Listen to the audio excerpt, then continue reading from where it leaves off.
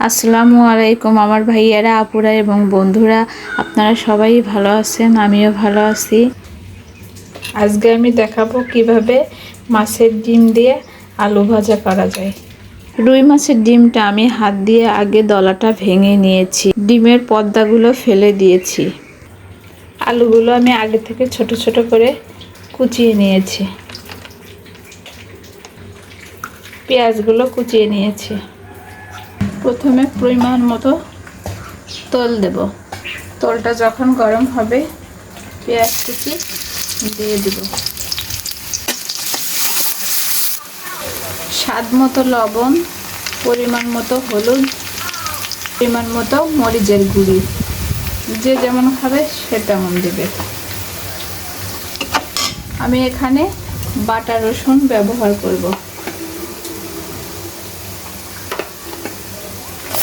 এখানে আমি 2টা ফল ব্যবহার করব, এলাচ ফল, একটা তেজপাতা ছোট ছোট করে ছিঁড়ে দিব, যাতে মাছের ডিমের গন্ধটা না আসে। আমার যখন মশলাটা কষানো হয়ে যাবে তখন আমি মাছের ডিমগুলো দিয়ে দেব। ভালোভাবে নাড়তে হবে যাতে দলা পাকিয়ে না যায়।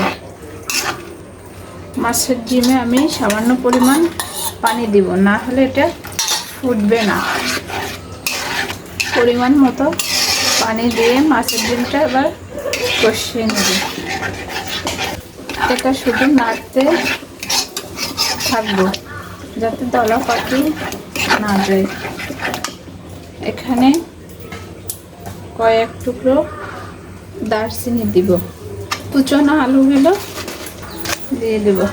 এভাবে নাড়াচাড়া করব। এটা হালকা জাল দিয়ে আস্তে আস্তে ভাজতে হবে।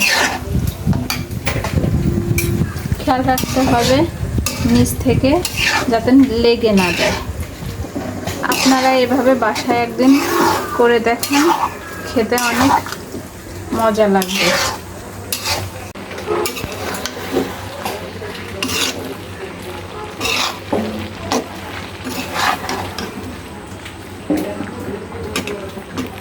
দুই মিনিট ঢাকন দিয়ে ঢেকে রাখবো।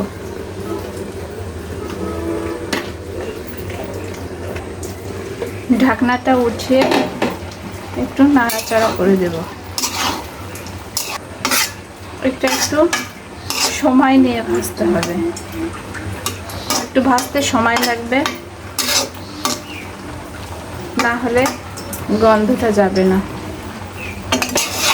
ঢাকনা উঠানোর পর দ্রুত জাল দিয়ে এটা এখন ভেজে ফেলতে হবে, ভেজে ফেলবো।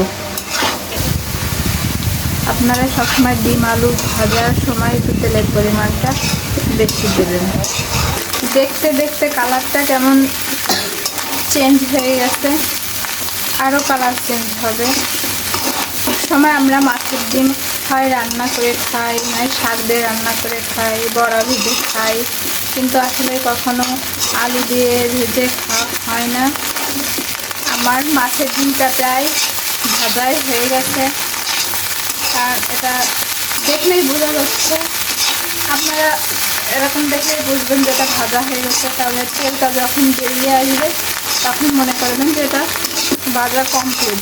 আলুগুলো সিদ্ধ হয়ে গেছে, অনেকটা কমে গেছে। এভাবে নেড়ে চেড়ে এরকম ভাজা ভাজা করে নেবেন, কারণ এটা যত ভাজবেন ততই ভালো লাগবে।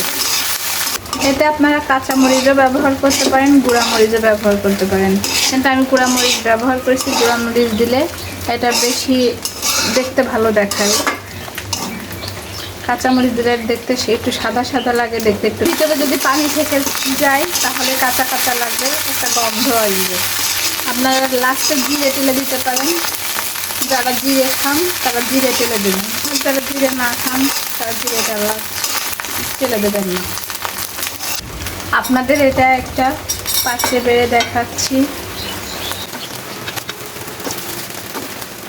দেখেন এটা দেখতে কত সুন্দর, আমি একটু খেয়ে দেখাচ্ছি। এই যে অনেক মজা, আসলে এটা খেতে মজা লাগে অনেক ভাত দিয়ে। এটা সবাই পছন্দ করে, আপনারাও একবারও হলেও ট্রাই করে দেখবেন, এটা খেতে অনেক মজা। এটা দেখতে যতটা সুন্দর, খেতে তার থেকে বেশি মজা। এখানে আমি রান্না করি আর দেখেন বাহিরে প্রচণ্ড বৃষ্টি, প্রতিদিনই বাহিরে খালি বৃষ্টি হতেই থাকে, এত বৃষ্টি, এজন্য একটু বাহিরে বেরোনোই যায় না, এত বৃষ্টি, বৃষ্টি খালি পড়তেই থাকে।